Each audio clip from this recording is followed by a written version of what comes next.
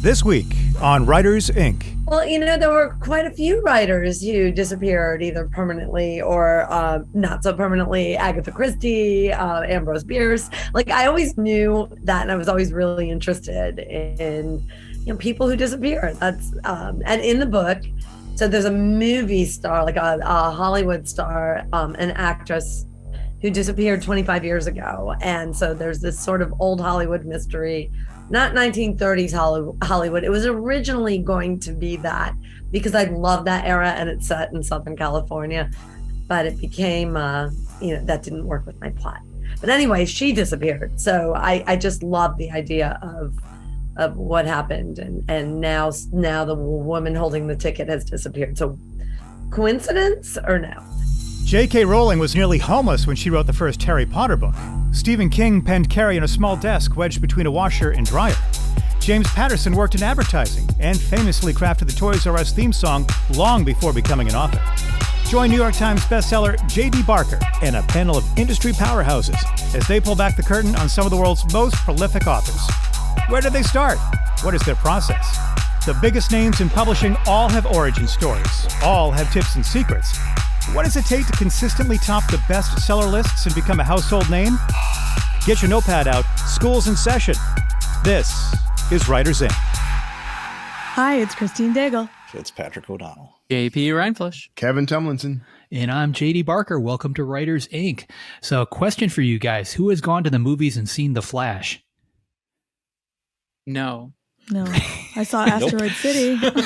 Apparently nobody has. I was just pulling the stats on this. So the Flash made, this is, big budget superhero movie expected to bring in gazillions of dollars, brought in $55 million on its opening weekend. This is when I first saw the story, it was basically considered to be Warner Brothers' worst movie in history. John Carter, I think, had that title up until this. They're expecting it to make somewhere around $280 million total. And if it actually hits that mark, it still represents a $100 million loss to Warner Brothers. So I'm wondering, is this the end of the big budget superhero flick? And if that's the case, what does it mean for movie theaters? Because that's really the only big draw, right? That's bringing people in. Like, I don't know anybody actually going to the movies anymore. Well, I would like to see Indiana Jones just because. Is that out or it's soon to be? Me too. Out, I right? wish they'd made that movie. It's out now. It came out this past weekend, I think. Yeah. Okay, I heard it's doing well. Asteroid DC City. has always struggled. I saw Asteroid City yesterday in the big theater just before it left because it's Wes Anderson and I see them all whether they're good or not. So there you go. So But I've heard good things were there about people there? that. Like, did it seem crowded or did it seem light or what? It was its last night, so there were people there, but I'd say it was like half full. So yeah, Or half empty. or half empty? Ooh, Yeah. wow. whichever Thanks, way you want to Kevin. look at it. I see what type for of me- person you are now, Kevin. The theater was Yeah. half empty. Well, from what I'm hearing, I But it reached was out. full of love. I reached out to some friends to try and get some feedback, and with this writer's strike going on, a lot of people are sitting home willing to provide feedback to me. It seems like a lot is hinging on Mission Impossible, and I don't know what the actual release date is. I'm going to look that up. But that's if that movie tanks, then they're going to have to seriously Go reconsider. online after we're done. Go online and go to, you could probably find it on YouTube, but type in Mission in Hospital and watch the parody trailer that someone has made. Is a saying, third of it just like a close up of Tom Cruise's head for like Tom most of the Cruise movie? does- I think you have way too much free time on your hands. You should be writing, not searching these things out on the internet. I'm not searching. These things find me. This stuff finds me. And it's a parody trailer that starts off with Tom Cruise does all his own stunts, and throughout it's a bunch of clips from Mission Impossible trailers, and the further along it goes, the more banged up and bandaged and like both eyes are blacked out, and he just is in worse and worse shape throughout the entire I will thing, watch that later. Any day we're going to Yeah, wake up find to the that. headline, Tom Cruise dies doing own stunt. Like that's common. We'll never know. They'll deep fake him right back in. He's going to live forever. There's probably a warehouse full with Tom Cruise clones. I mean, to get back to your comment though about like movie theaters kind of on their last leg, I don't really go to the movies anymore. It's about a 15-minute drive away from my house, maybe 20 minutes on a bad day. That's too far. We have good enough That's too TV. far. We have good enough sound system. Like, why would I waste my time going there? That's honestly the question we ask all the time is, when you have a just don't know 100-inch TV in your home or whatever, you know, I mean, we have like I think ours is like 78 or something. I don't know, but it's huge for that wall. And we got, you know, great surround sound, and I can pause and go pee in the middle of the movie. Yep. Like, why am I going to go pay, you know, $18 to see Tom Cruise doing stunts all on his own, you know, when I can see that at home? Yeah. But I think there are movies you have to see on the big screen, like the last Top Gun Maverick. You know, that has to be experienced in a theater, I think. That's an event.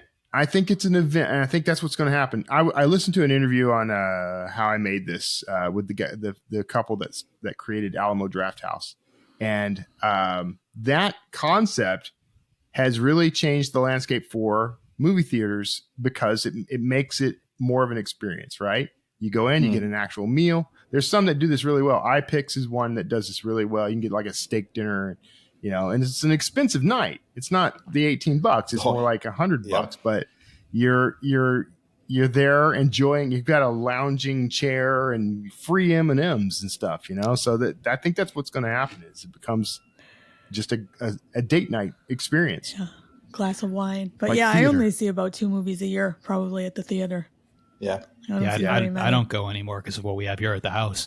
I did take my daughter. We took her down to the Boston Museum of Science, not this past weekend, the weekend before, and they've got a 4D theater in there, which basically has, you know, the regular 3D stuff, but then they will spray you with water. There's wind. There's things going on to kind of immerse you even more in the movie. Frankly, JD, that's the stuff I have. That's why I don't go to theaters. Is I don't want a 4D experience in a movie theater. It honestly, it is a little bit of overkill. I remember talking to Josh Mallerman about this when they were trying to film Bird Box, and they were coming up with all these unique ways to try and, you know, create it. And like Josh wanted to put blindfolds on the people in the audience, like during part of the movie. Like there were just all these crazy ideas coming out of left field to try and tie around that. But I think the theater experience is going to have to change again, right? Like, you know, IMAX, you know, it will get people out of the house because nobody's got an IMAX theater at home, but it's got to be the right movie. Right. You know, so like the Top Gun movie makes sense, maybe the Indiana Jones movie, but these are huge, giant, very expensive productions. And one of the things that's happening right now, or has already happened, is movies used to make money, you know, basically twice. They would have 2 releases. They, you know, in some cases 3. They've got the theatrical release, then they'd have the pay-per-view release, and then the DVD release. So they had 3 different opportunities to basically, you know, make that buck. And now it is just literally just the theater because the studios own the streaming services. So they're not going to pay themselves to, you know, to stream their own movie. I mean, I'm sure they do on the books to show that loss. But, you know, that's why you saw a lot of first run movies on HBO during the pandemic. You know, like they've got a way around that, but that revenue stream has dried up. Yeah. Yeah. And you say that you don't have the IMAX experience at home, but I mean, look at Apple Vision Pro. Like that's going to be far better than IMAX. I mean, that's going to be totally immersive. So, well, and that already there won't exists, be any reason. Yeah. That's what I mean though. It's like, it's not going to, I don't think IMAX can save that business model at all. And I don't think anything else can, except for the kind of zero in on like have an experience outside your home. And they're going to have to really double down on making that the best possible experience. But who really wants to be around other people? Yeah. By my house, Tuesday nights are like the $5 night, and the parking lot at the theater is always packed for those nights. So theaters making money off of popcorn and sodas and, you know, concessions, you know, for the $20 big gulp or whatever. There you go. And I think people are going just to get out of the house, and hey, it's a date night. It's teenagers off school, you know, doing whatever teenagers do. Yeah. I don't know. I mean, I see this, you know, from a big picture standpoint. If the theaters dry up, if that experience dries up, that's going to trickle down to us authors, you know, with stuff getting optioned. You know, less and less books are going to get optioned. If they're not getting optioned, that means smaller advances from the publishers. Cause I can, you know, speaking from like experience, you get a much larger advance if you've got a film deal behind you on a book. Right. And those things are going to trickle down too. I don't know. I'm not happy with it. I think, something is going to have to give. Something is going to have to change. Somebody's going to have to come out with a model different. Like IMAX was a disruptor to a certain extent in the movie theater business. They need another disruptor along those lines that's going to get people to, at least get the curiosity piqued into the point where they're going to want to go and see something, whatever this new format is. If something like that doesn't happen soon, the overhead on a movie theater is insane. It's a lot of square footage. It's very expensive real estate. It could be something else and generate more income if they can't get butts in the seat. And that could happen very, very quickly. Yeah. Anyway, JP, what's in the news? I'm trying to catch you while you're drinking water. Okay. Yeah, well, it happens. Well, get your alcohol now. Best-selling authors Mona Awad and Paul Tremblay sue OpenAI over copyright infringement. So these best-selling authors have filed a class action lawsuit against OpenAI, alleging that the company used their copyrighted novels to train its AI chatbot, ChatGPT, without permission. So they asserted that detailed summaries of their novels have been produced by ChatGPT, and that's the evidence that obviously it was trained by these models. Lawsuit states that a significant portion of the material used to train OpenAI's AI models come from copyrighted works. So this is one of those interesting things that happened this week. Yay, AI. The beginning of the end. Maybe. I reached out to Paul. I shot him an email last night when I saw this, just to see if he'd be willing to come on the show and talk about it. And apparently the attorneys have told him not to come on anybody's show and talk about it. So we're not going to hear from Paul or anybody else. The Smashwords angle, though, of this got me. That's the first time I've heard that Smashwords was involved in training. Have you guys heard that anywhere before? Well, of course I have. Okay.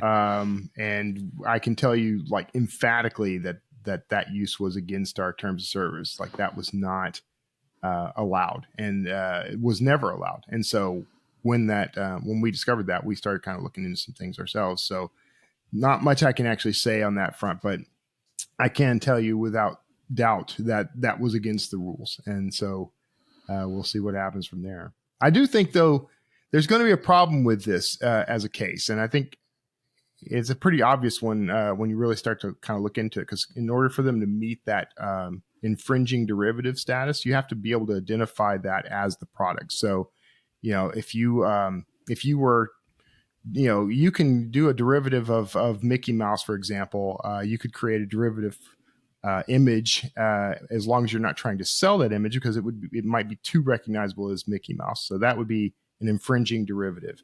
But if you just have a mouse, and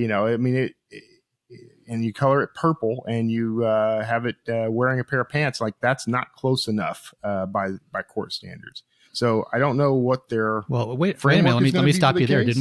Wasn't there a case just recently settled with the Prince image where they colored it and they turned it into an Andy Warhol deal or something, because Orange it was Prince. recognizable as Prince, right?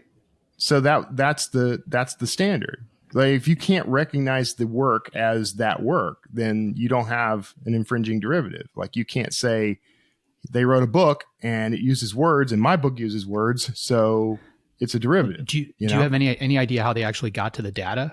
Were they scraping it somehow from the Smashwords site? Or? Yeah, so they were downloading content, any free content they could find. And so they had to have had an account in order to do it, which means that they had to have agreed to the terms of service.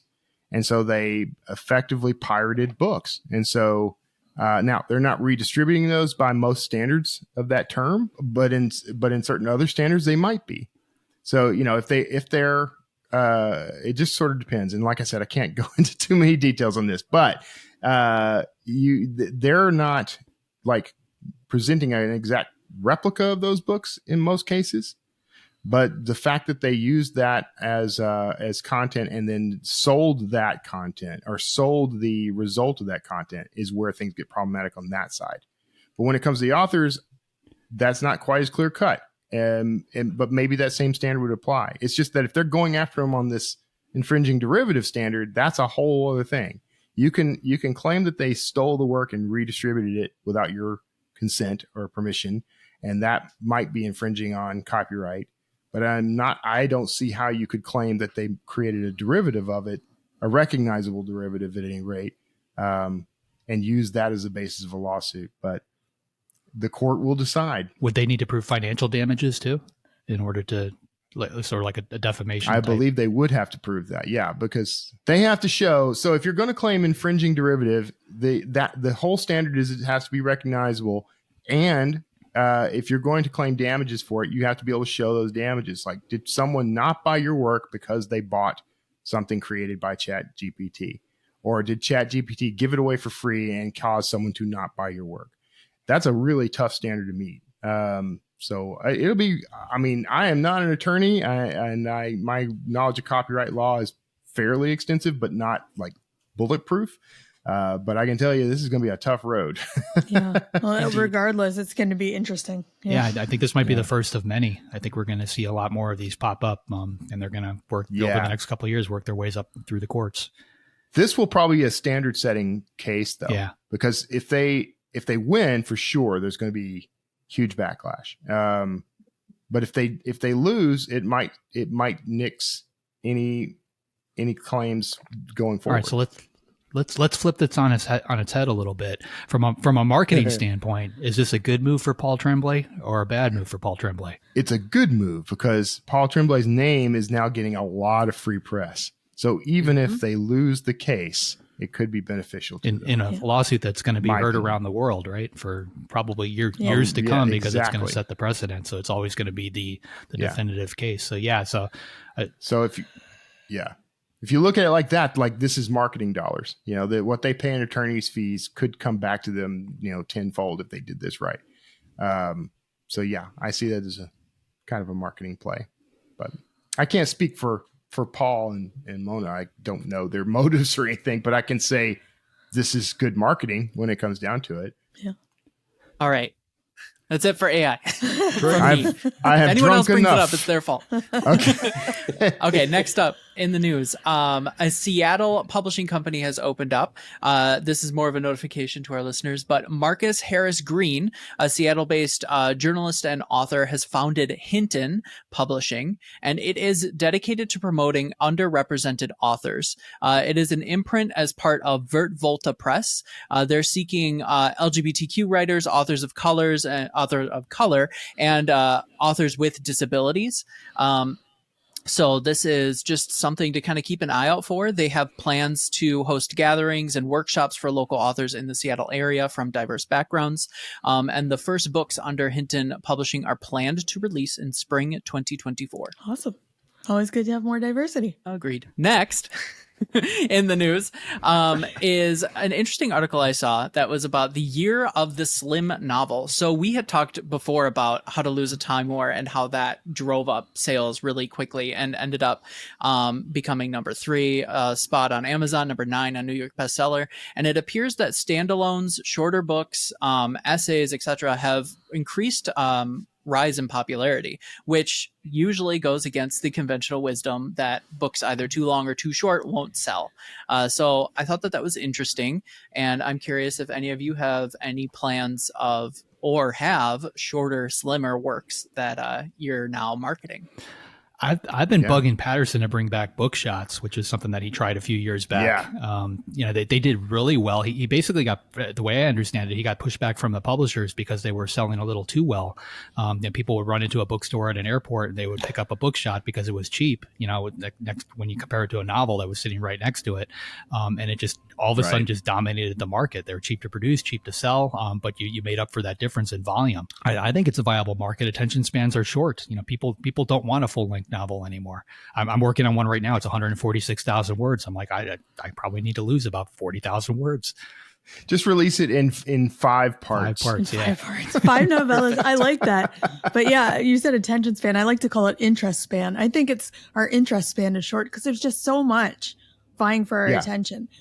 Like I remember a decade ago, I would never DNF or not finish a book. And now I'm just like, I'll just get something else. I'll get it on my Kindle for $1.99, whatever. So I don't feel as much commitment if it's not keeping my interest. But I do love the novellas. Like I've read quite a few of them in the last few years. I have several novellas and shorts that are out there, and they always do really well. And I always get the same 5 people complaining that they want a full length novel, etc. But they'll read everything, and it's 5 stars. What I've been doing is I do crossovers with my 2 main series. So the crossovers are novellas, and so they're kind of a fun little bonus in between books. I think what's happening, though, my perspective on this, like, not to get us all drinking again, but I mean, AI has, I think some of the impact that AI is having on the industry, like, one, I think it's made things like rapid release and like seriously long format books more of a liability than an asset. Like, for a long time in the self-publishing world, rapid release was the key to success. But at this point, everyone can rapid release. So now I think indie authors are starting to kind of either go much deeper and do a seriously long format book that's aimed at their existing readership, or they're starting to do a lot of small novellas and things like that, and capturing that audience. That's the trends I see. That's a good point. It's like two extremes. And when you talk about indie books, because trad standards are about 80 to 100,000 words, but when you're looking at indies, a lot of those books are 45 to 50,000 words. They don't call them novellas, right? So you get it on your Kindle, or nobody's really page counting. So a lot of indie books are novellas, or would be by trad pub standards. And when you think back to like pulp books, 60,000 words used to be the standard. So books have progressively gotten longer. I'm sure there are reasons for that, but there are. Yeah. There's like industry and financial reasons why that happens. When you ask why it's money, is the answer. Yeah, it's money. It's money. Yeah, it was the cost of production. And they could actually, and they could price differently for the longer format books. There's a whole history of that. Yeah. But the short stuff was always popular, and that's sort of what launched the pulp era, because people could pay their nickel or penny or whatever it was at the time and get that book that they read on their commute. Hop on a train, read a book, and when you're done, toss it. It wasn't even something anybody bothered to keep. Mm-hmm. Last thing in the news, there is a deadline, July 18th. So if you are listening to this and it is the day that we release it, you have 8 days to submit. They're looking for solar punk and other optimistic stories of the future, horror fiction, especially if it involves ghosts, or tales which dragons feature prominently. This is for publishersweekly.com, and the publication dates will be September 2023 to February 2024. They're looking for adult books and new titles, no children, YA, or reprints. And you can go to publishersweekly.com/SFFHSEPT23.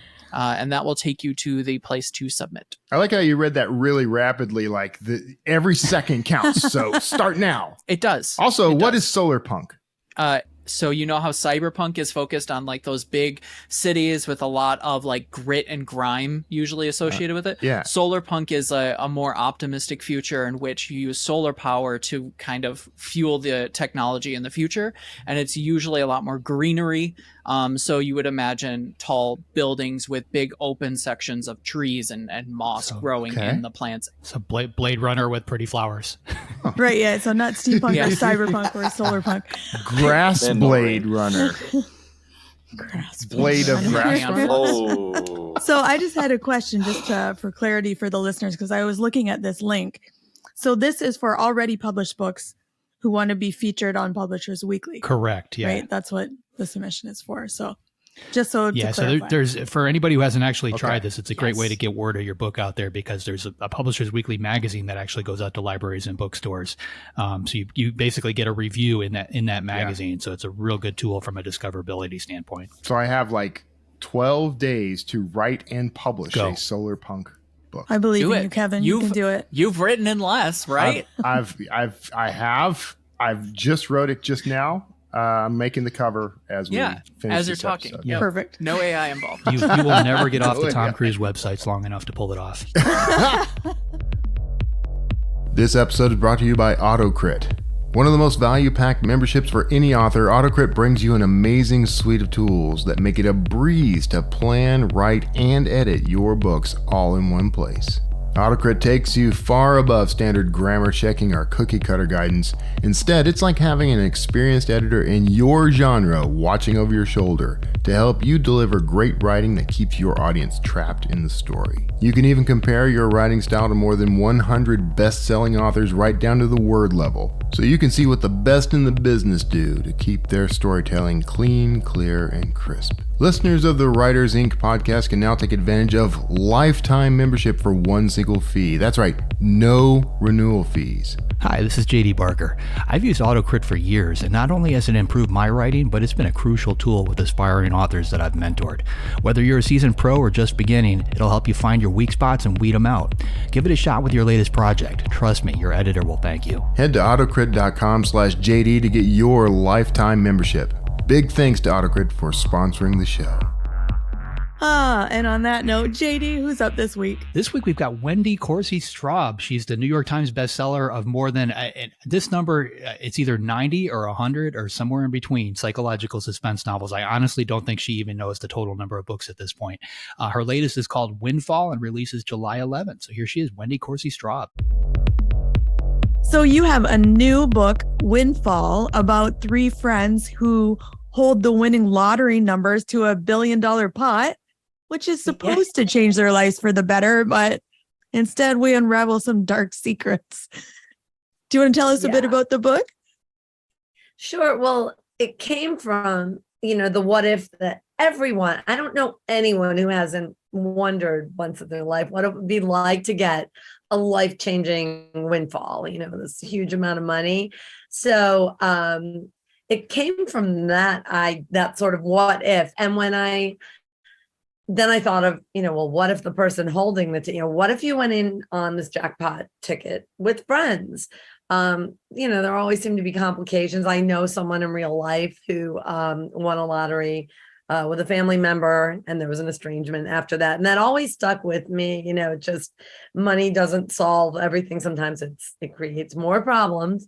So that was that was the jumping off place. And then from there, I started researching and found out that, your life can be in danger when you win that kind of money. And you're not supposed to tell anybody either. There are so many rules and, it's just kind of who knew. So I was fascinated. Yeah, that's a good piece of life advice. If you win the lottery, don't tell anyone until you cash that ticket in. Right? Yes, even then. And you get it all set up and all of that, right? So everyone's coming to you for money. Oh, boy. I keep wondering why I don't win, but then I realize I'd have to play. So, Yeah, I know. I played a few times because of that. Like I played once, I didn't know how to do it when the Powerball was huge. And then I have since played maybe 2 or 3 times. It's so disappointing. It's like, really, I didn't win. So, yeah. Yeah. And so I would love to talk more about your inspiration for the book. So you mentioned, I'm going to butcher the name, but I'm going to say it anyway. You mentioned Antoine de Saint-Exupéry. Oh my gosh. Yeah. Close. You know what? The audio producers contacted me and had this whole list of things like, how do you pronounce this? And I had to look it up. And I thought, I've never said it before. Like, I don't know. So sounds good to me, Christine. You're good with me. I tried to make it sound French. We'll go with that. So that's the author of The Little Prince, who mysteriously disappeared not long after writing the book, The Little Prince. Yes. So do you want to talk a little bit about, how did you use that as inspiration for the book? Well, there were quite a few writers who disappeared either permanently or not so permanently. Agatha Christie, Ambrose Bierce. Like I always knew that, and I was always really interested in people who disappeared. That's and in the book, so there's a movie star, like a Hollywood star, an actress who disappeared 25 years ago, and so there's this sort of old Hollywood mystery. Not 1930s Hollywood. It was originally going to be that because I love that era and it's set in Southern California, but it became, that didn't work with my plot. But anyway, she disappeared. So I just love the idea of what happened. And now the woman holding the ticket has disappeared. So coincidence or no? Yeah. In Southern California, which I was reading about during the time wildfires were actually going on. So that was disconcerting. I was like, oh, yeah. This is real life right now. That was real life. And because I live in the New York city suburbs, we had a shroud of smoke. It was 2 weeks ago, I think today probably, or a couple weeks ago maybe. And it was the first time I've ever experienced that. And then I was living the book. I kind of got it because I've never lived through a wildfire. Yeah, you got that nice post-apocalyptic sky going on in New York. Oh God. Yeah. So you also mentioned a very foreboding quote from Raymond Chandler that seems to kind of foreshadow some of your events to come. Do you want to talk about that? And maybe if you have any tips for how to include foreshadowing in your work? So here's the quote from Chandler. And there's a book on the shelf in the library in this creepy sort of old mansion in the Hollywood Hills. And here's the quote. It was one of those hot, dry Santa Anas that came down through the mountain passes and that come down through the mountain passes and curl your hair and make your nerves jump and your skin itch. On nights like that, every booze party ends in a fight. Meek little wives feel the edge of the carving knives and study their husbands' necks. Anything can happen. Yeah, that's great, right? It is great. Love that. So yeah, I use that to sort of foreshadow, that I had read years ago, I'm not from California. I don't know a lot about earthquakes and Santa Anas from personal experience, but I did hear years ago that natives used to believe that the Santa Anas were devil winds. They used to call them that. And that they, when they blew in, it would sort of make people do crazy things. So I love that idea. But I also found out that there's scientific basis for that. I started looking into it.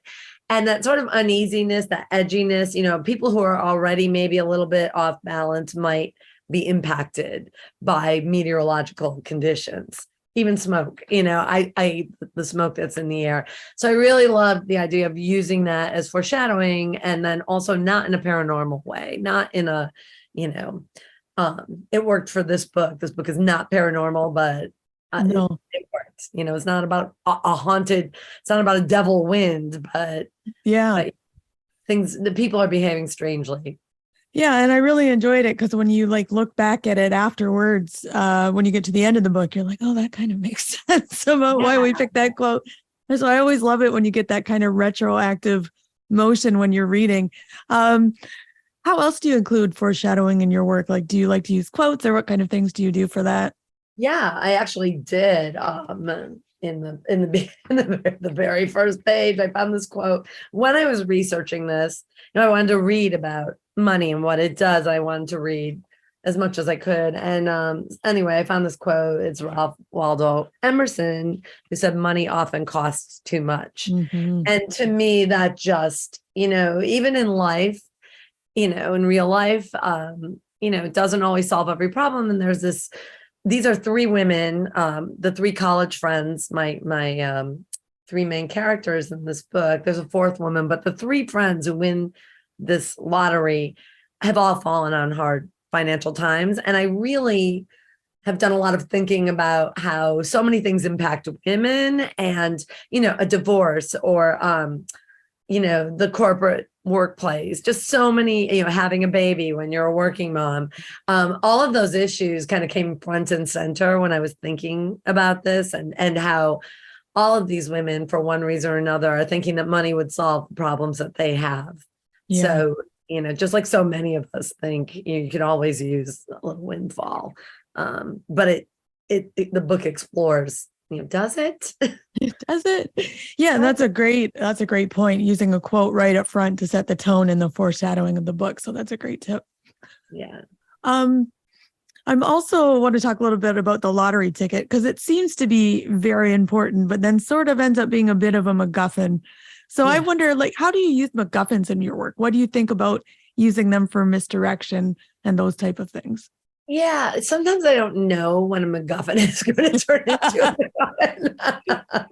And any writer tells you that there aren't moments when they completely think, oh, that was in there. I put that in there, but I didn't realize, that it was there and it would work so well. So yeah, in this case, I wasn't really sure. as I wrote the book, I would say the first draft of this book ended very differently. So I decided it should be, I'm trying really hard not to give spoilers. Yeah. But yeah, I don't want to do that. I will just say that things morphed as the characters took hold and came alive for me, and the story took shape. So that ticket takes on different roles. Yeah. So you changed the ending of this book. Yes, that's basically what I'm trying to say. Yeah. And what made you decide to do that? I'm like, so had you already written the ending and going, this is not it, and then tried something else? Or well, the main plot stayed the same, but I just couldn't decide. Oh gosh, how do I even say this without giving it away? Let's just say the final chapter, sort of what happens when you think all is kind of said and done. There's a big twist at the end, and that was not necessarily what I intended. Involving the ticket and the money and the friends. Nice.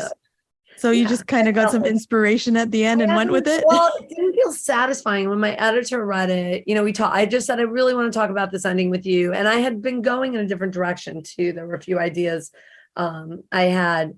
And I just said, let's talk. Like, you read it. And then, as we always have done, she said, and tell me what you were thinking. And I said, this is what I was thinking. She said, that's what you should do.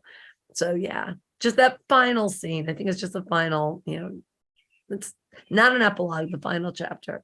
Yeah. So you just thought it should be something else and trusted yourself on that. It wasn't satisfying the way it was. I just felt like it needed more.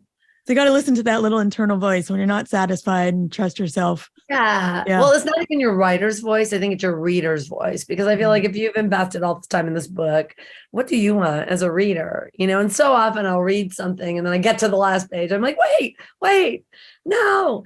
So I felt like I kind of came at it. I was able to come at it as a reader when I had some distance from writing it. Yeah. A few months later or whenever it was. Actually, I had to revise it when we finally got COVID after 3 years. So I was so sick, but I was quarantined for, a couple of weeks. And last fall, I was able to rewrite this, but it gave me some time and distance. Yeah.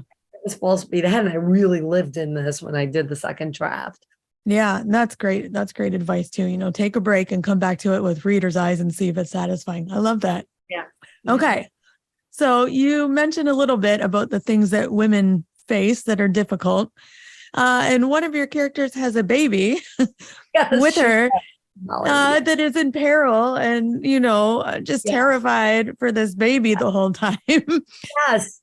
I went back and forth on, would Molly bring her baby to this, and I kind of needed the stakes to be really high for Molly. Mm-hmm. And so there's 3 women, all 3 are mothers. They're all mothers.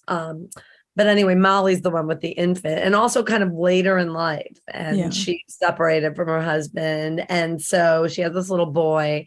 And I always feel like, I started writing suspense in earnest when I had my first son. I won't tell you how many years ago, but many, many years ago. I have 2 boys grown now. But anyway, you realize the world is really scary and you will do anything to protect this baby. And I kind of wanted to explore that. And I thought, well, if her baby's back home in Georgia, she's from Georgia, it doesn't feel as immediate. So that baby had to be there. But the baby, no real babies were heard in this book. No, and I know, but it was fictional babies. Yeah. Good, because I was so worried. And like the 2 things I'm like, please don't hurt dogs and please don't hurt babies. Those are the only 2. Or kitties. I love my kitty. No children. Yeah. Just bad guys. Right? Yeah. So it's hard. It's hard to like walk that line, but yeah. Yeah, that's what I was going to say. I was like, you're flirting with really making readers uncomfortable to up these thrills. So I would love to hear your thought process into that. Yeah, well, she's, first and foremost, and her friends as well. Like, she kind of feels like they're moms too. Like, we're all moms here. Like, we are going to protect this child. And you guys know what it's like to be a mother. And they all have children at different ages. Lila has teenage girls who are obsessed with, social media influencers, and they're annoyed with their mother perpetually. And then JJ has a grown son in the Marines. And so they're all kind of at different places, but I kind of love the way the more seasoned moms are like helping Molly and giving advice, and the advice isn't always, it's just their own experience. And Lila is a character who likes to tell people what they should do and how they should be, and she might not listen very well. She loves to tell people, yes, her advice. So anyway, I kind of love that because you kind of see Molly coming into her own, or just trusting her own instincts, I think. Yeah. So you've written what, 100 books now? Is that where you're at? Have you lost count? Right about there. Yeah, like right about there. I've been doing this my whole adult life pretty much. Oh my gosh. So you've probably been asked like every interview question there ever is. So I'm like, I have to think of some things that you have not been asked yet. Oh yeah, but you asked me about Raymond Chandler. I've never been asked. Oh good. I'm like, I'm getting there. Good job, Christine. Okay. So I was like, I have a couple I'm curious about. Okay.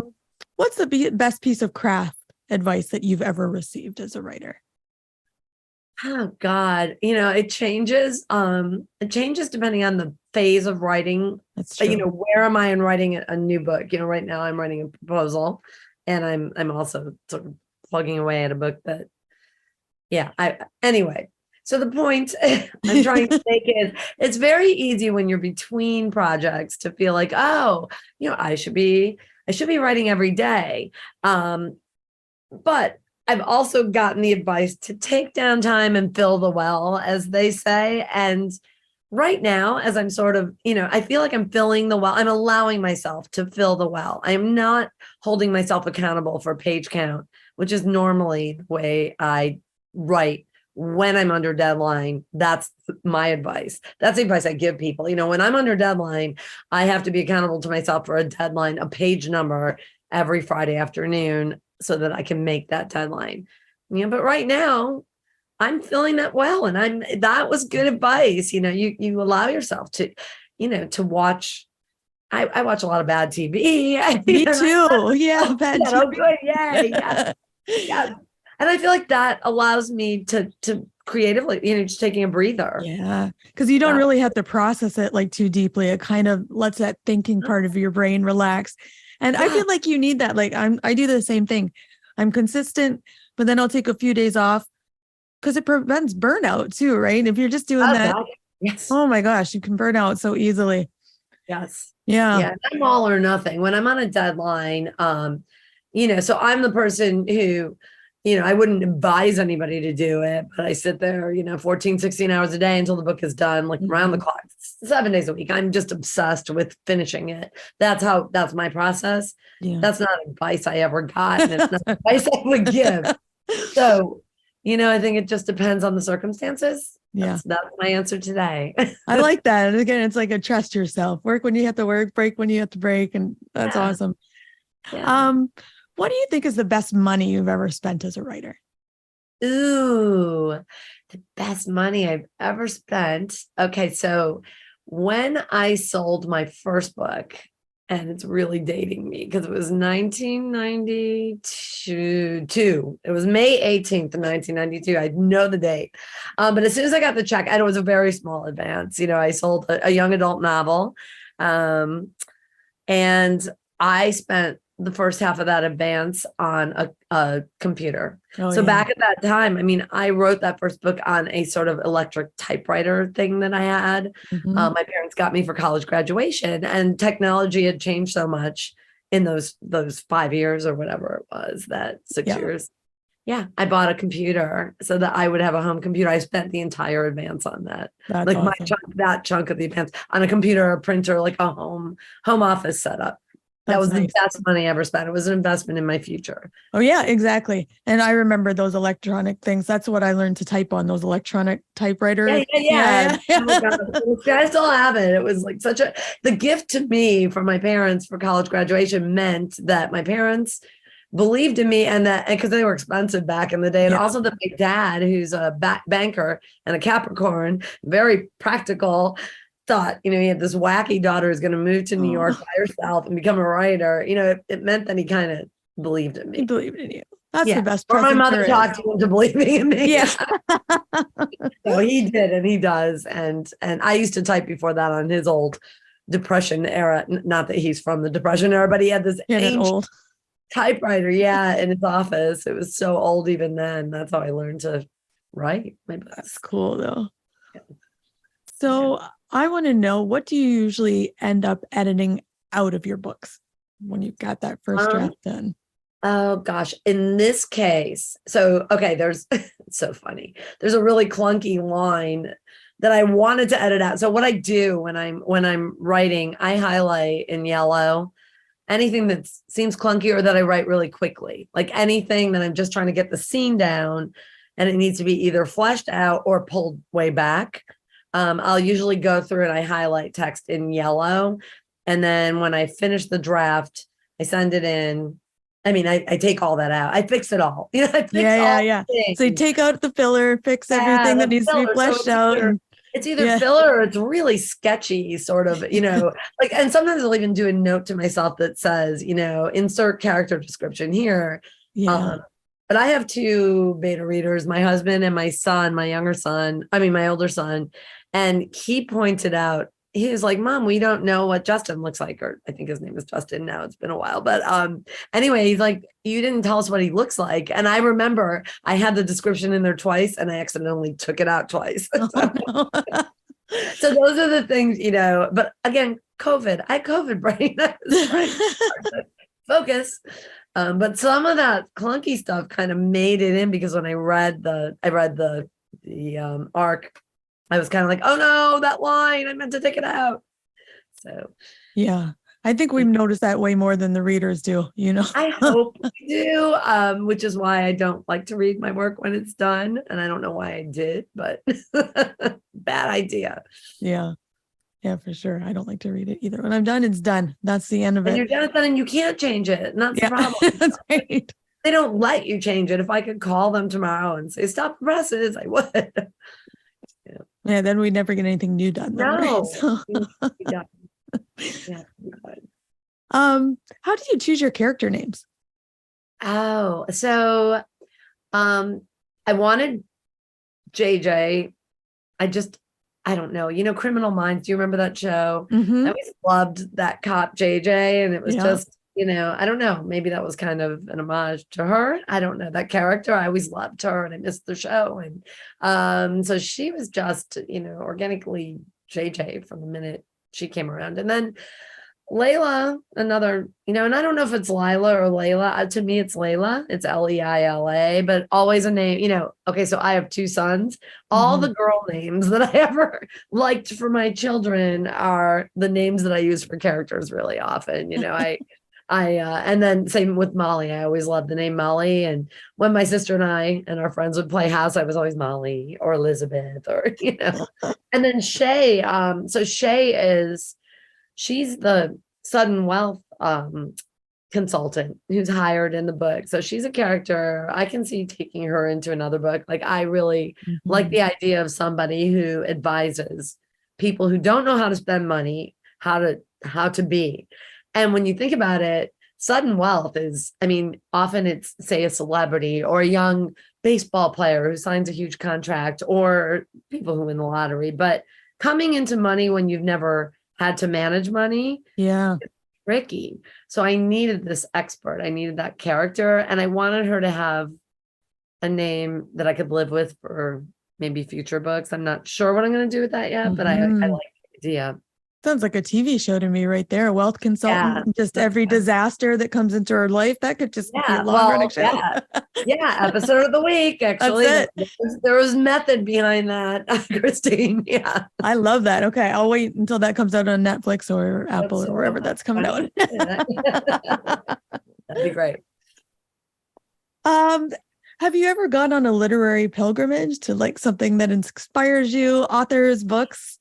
Yeah. All my life, really. All my life. Like if there's, my parents took me, and I often tell the story, to all the little house sites when I was a kid. Like we drove to Missouri, and we drove to, and then my husband and my sons, we went to South Dakota to see the Little House thing. And I spoke at Laura Palooza. I was such a fan of those books when I was a kid. And I've been to the Mark Twain, the cave that's in, Tom Sawyer and Huck Finn, that I've been to, the town. I've seen Becky's Real House and the fence that they whitewashed. So anything when I was a kid, and Springfield, Illinois, I loved the Abe Lincoln, loved to read books. And the first thing I ever wrote was an essay about Abe Lincoln. And my parents, packed up the car. We went to Illinois and we saw his childhood home. So yeah, they were those kind of parents. And I tried to do that with my own kids. We went to the, in Chicago, the architect, the Robbie House, that was in a book that my son was reading at the time. I can't think of the author, but anyway, they were YA mysteries set in, it was Lloyd Wright, The House. Oh, yeah. Anyway, my son had read a mystery. And so we were in Chicago for something else, for a book tour, I think. And we made time to go see that because it spoke to him as a reader, as a young reader. It's really, it helps to see things come alive, or just to sort of, it's important to me. Yeah. Do you find that inspiring and refills that creative well for your work when you're doing that type of thing? Yes, it sure does. Yes. And even just visiting the places that you write about. And for the last few years, the book that I wrote during the pandemic was set in Brooklyn. I mean, I live just north of New York City. I couldn't go to Brooklyn. I was writing The Other Family. I couldn't go there and pay that pilgrimage or research it in person. But thanks to the internet, I could do that. And the same with this. I've been to this area in Southern California, obviously, but I didn't make a special trip out. Yeah. I just feel like it's important to have been there, but not with the fires. The fires they didn't play as big a role in the story as I conceived it. That sort of came into play as it developed. And they kind of came into play, though, as a way for isolation. Like I know, so you used that used the wildfires, and then you used the cell phone signals to kind of sort of trap and isolate this group.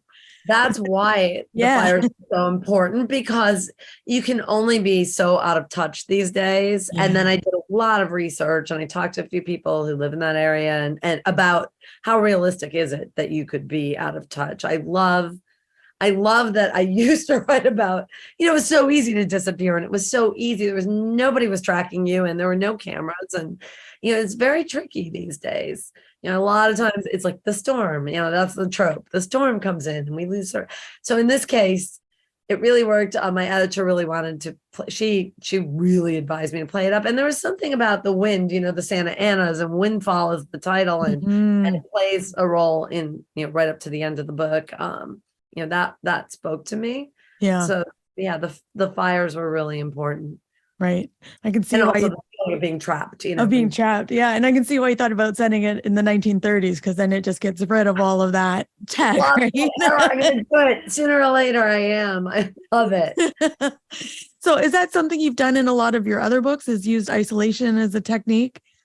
Yeah, I've done, I've done islands. I've done the creepy old house. I've done, absolutely. Or even the creepy new house, or even sometimes you could be isolated. I did a series that was set in New York City. It wasn't about 9/11, but it was set in Manhattan in those days after, when parts of the city were a ghost town. It was so tragic and such a pall over the city, and everybody was preoccupied, and it was a very lonely sort of time in the city. And that was a way that you're in the middle of 800 people around, but it was a way of isolating the characters. Yeah. Yeah, that's such a great technique for building suspense and fear. So love that. Yeah. Okay. And as I wrap up, I just have one final question. If you could offer one piece of advice to new and aspiring writers, what would it be? Okay. So well, the obvious and most cliche piece of advice is to read, and I would just assume So anyone who wants to be a writer, I think, is already a reader. So that advice kind of, you hope so. Well, gosh, these days you don't really know. Content, instant content.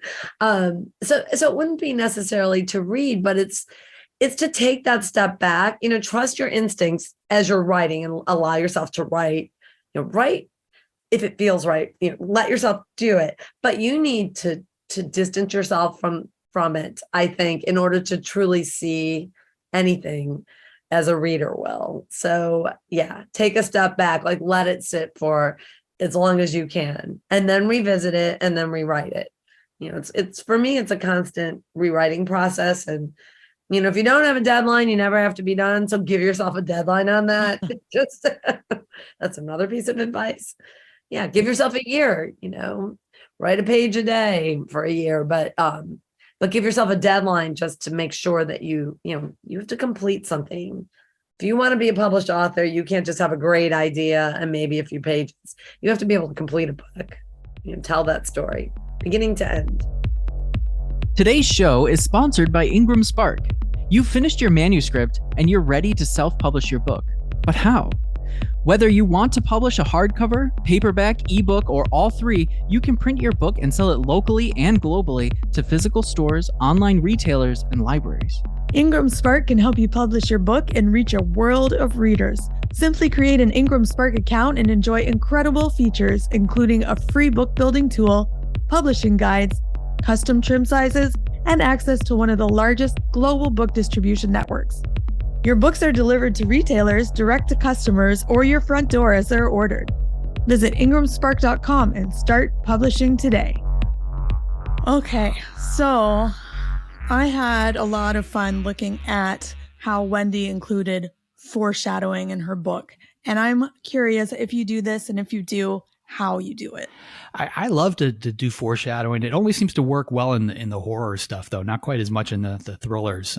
The editors always push back on it when I have something, I'll end a chapter on a sentence that hints that so-and-so is going to die 5 chapters later, like just down the road. They always make me cut that. In horror, it seems to work.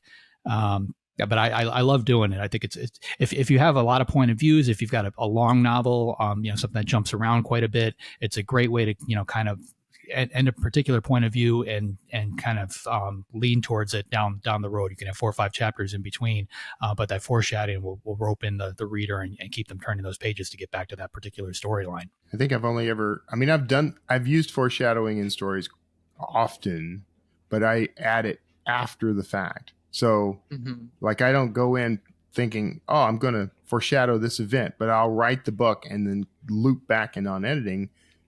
Think, oh yeah, I remember I do this later. And so I add a little line that's meant to kind of lay some, I guess I'm foreshadowing, but I'm not calling it out.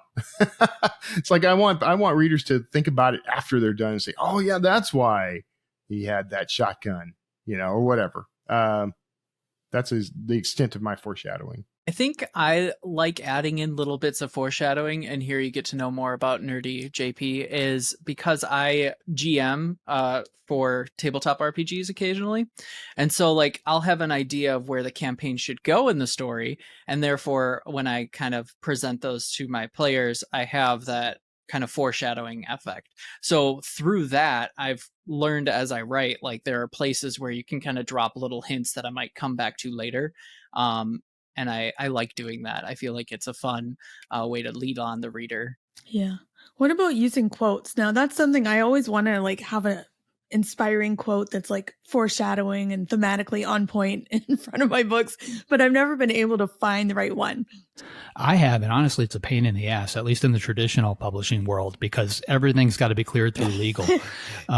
Sound bites or songs are terrible because nobody seems to know, depending on which editor or publisher you talk to, they've all got their own rule. Oh, you can use 2 bars, you can use X number of words, you can do this, you can use that.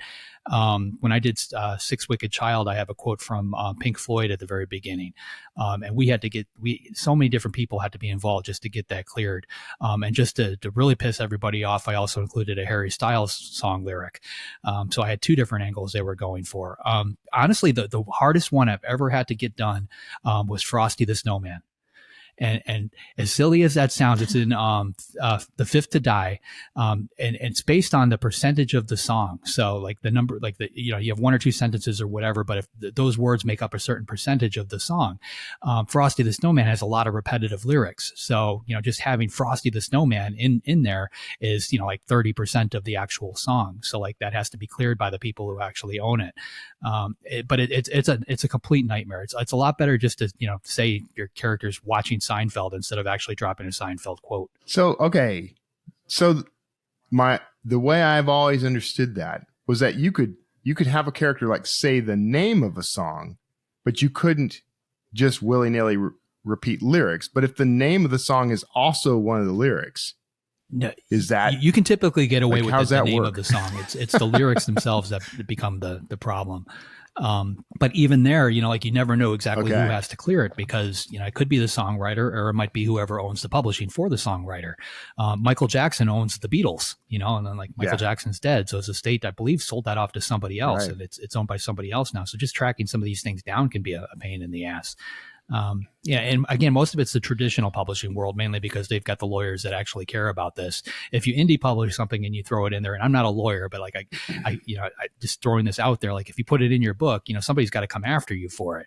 And as an indie published author, you can take something out fairly easily. So worst case is you're going to get a cease and desist. You take it out, and it's a non-event, unless you have some book that just sells a gazillion copies, and they can prove monetary damages.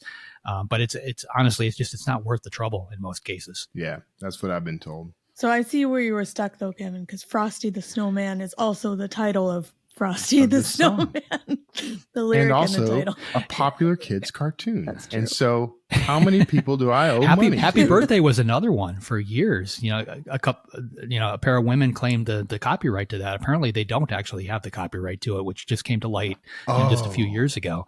But that's why, every television show, if somebody had a birthday and they sang, He's a Jolly Good Fellow or some other, silly song, they never did Happy Birthday. But that's nefarious. They no, I forget exactly how that played out. I'm sure if you Google it, it'll come up. But for years and years and years, these two women claimed the copyright, so everybody just steered clear of it because it was just too expensive to use it. And they lost a lawsuit or something. I'd have to go back and look, but they no longer have the copyright, so you can use Happy Birthday. It's public domain as far as I know. Really, you should just do what I've done. There's books and things, and I'll quote things within a chapter or something, and I literally am just making up the quote and just attributing it to somebody because it fits. And you can, anyone can, you can do that for anything. So if you don't bother, if you hear a quote you really like, figure out a way to paraphrase it and attribute it to some sage. I do that all the time. I've got a character in Forsaken. He was an author named Tad McAllister, and he dies at the end of the book. Spoiler alert! But in tons of my other books, I've had quotes attributed to Tad McAllister. Just because it's fun. The readers stumble into it. There you go. Yeah, that's brilliant. Actually, that's kind of a Stephen King move right there. Like create a fictional author and then attribute everything to that author. From King for sure. You probably did steal it from King. I love that though. That's awesome. So I had a lot of fun with Wendy because she has been on a million podcasts and she's written 100 books or whatever it is. So I was trying to think of some questions to ask her that maybe she shouldn't have had before. And she had some good answers. But I'm curious, what is the best craft advice you've ever received? If you have something you want to share. You touched on the internal voice question with her. And that really resonated with me right now because I've got a book that I wrote, I guess, 2 or 3 books ago at this point. It's a haunted house story, but it's got a twist that nobody has actually done before. And the book itself, when I first wrote it, it goes off into a supernatural direction. And I got a lot of pushback from the publishers and from my agents because my thrillers sell a lot better than my horror and supernatural novels do. So they wanted me to rewrite that with, strip those out and turn it into a straight up thriller. So I just wrapped another book with Patterson. I sat down and opened up this haunted house book again and figured, okay, that's what I'm going to do. So I figured out where I would start. Like this is, it's good up till this point. After that, I have to rewrite it as a straight up thriller.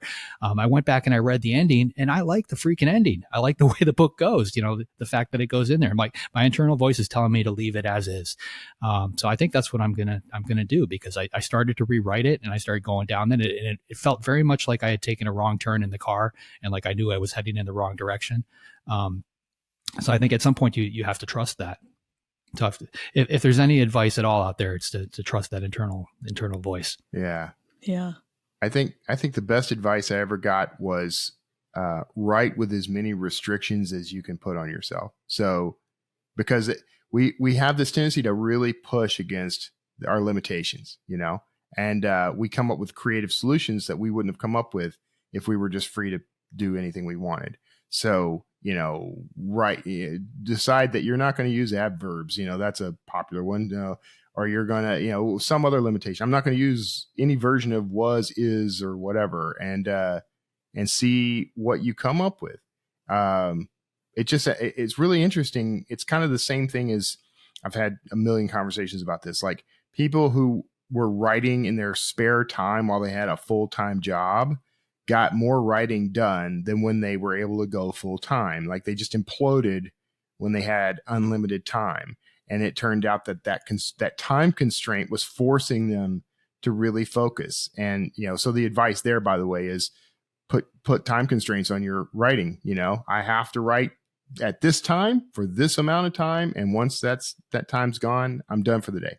And then you make yourself do that. I think having restrictions and limitations, and they can be artificial, they can be games, you can do whatever you want with it, but putting some limits on what you're allowed to do in your own writing can actually open up all new ways of approaching craft. Cool. I think the best advice I ever got was have fun. Sometimes I just take it too seriously, and there's like so much pressure, and I forget to have fun. That's true.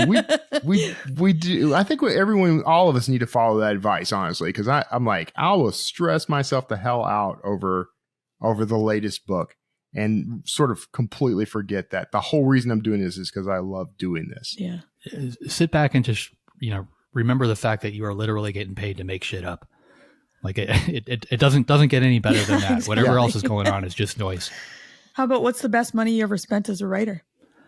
For me, it's been, not on the writing side, but just taking the money from writing and putting it into real estate. Yeah. That was, looking back on it, that was one of the smartest things my wife and I ever did. I wouldn't change that. And I'm constantly telling people to do it. I'm the old guy standing at the conference going, put it in real estate when you get that advance check. Do it. That's very good advice. I see so many friends, they get that advance check, they put it in their checking account, and they use it to pay their cell phone bill and pay this bill and pay that bill. And, a year goes by and it's gone. It's so much better if you can somehow get it into something that's going to generate passive income for you. Yeah. That is very, very good advice. Better than what I was going to say. I was going to say buying Scrivener. That was my best investment. So, but it was because I'd been a copywriter like my whole career. And I wrote my first 4 books in Microsoft Word, and it was just drudgery because I'm doing the thing I love in this software that's literally, I'm forced to use every single day. So buying Scrivener was like this, it just opened it up for me. Like I was able to it was like putting on a different hat and changing my perspective. It was a new environment, and it made me feel more creative, and that opened it up. That's when I start chunking out a book a month or a book a day or whatever. And so that I think at the time I spent $40 on Scrivener, if that. Yeah. So best money I ever spent. That evolution is actually fun to think about. I mean, when Wendy was talking about it, it got me thinking to the different things that I've written on over the years. And I started with a notepad and pen. Then it was a regular typewriter, a manual typewriter, then an electric typewriter at high school because we had those. Then the word processor, which is what she was talking about, which was essentially an electric typewriter that had a little screen, that wrote a text file. Then eventually a PC, and then like Kevin just said, then the software starts to evolve. You go from Microsoft Word to Scrivener, and it got me wondering about what comes next. I've been using Scrivener for a long time now. To me, it's a perfect tool for writing a book, but I'm sure something down the road is going to come out that's going to be just one little notch better, little shinier than Scrivener, and make me want to make that change again. Yeah, pseudo write. No, sorry. No, it's your shot.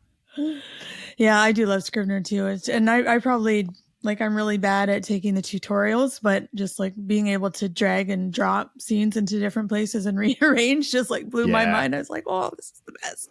So that was the thing. So that, and the thing that attracted me to Scrivener in the first place was the corkboard. Yeah. Because I came out of film and TV, and when I would do like what they call a paper edit of a documentary. So I'd take and write quotes on note cards and tack them on a literal corkboard. And I thought, well, that's got to be. I mean, this tool having that means I could use the same process for writing. Turns out I never did manage to successfully do that. And I don't think I've looked at the corkboard in a decade at this point, but that was what attracted me. It's nice to know the corkboard's there, but I don't know anybody that actually uses it. Yeah. I mean, I want to. There's a part of me that just really wants to. I want a murder board too. I want to have like the big murder board with like strings going, like, connecting all the characters and everything, but I also can't do that. Who doesn't want a murder board? I don't know.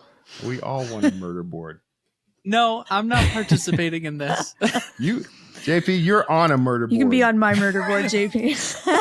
Thanks. Thank you, everybody. I appreciate you. You're the center of those red spokes spiraling out to everyone it's else. Just me. I'm the one. I own you. I'm the problem. Along. Yeah. Awesome. Okay. So with that, JD, who's up next week? Next week, we've got Josh Haven. He's a former art critic turned author. His latest is called The Siberia Job, and it released last month. Sounds great. If you'd like to be notified as soon as new episodes publish, make sure you go to writersincpodcast.com and sign up now. We'll see you next week and have a great week of writing. Thanks for listening to this episode of Writers Inc. Access the show notes and leave a comment at writersincpodcast.com.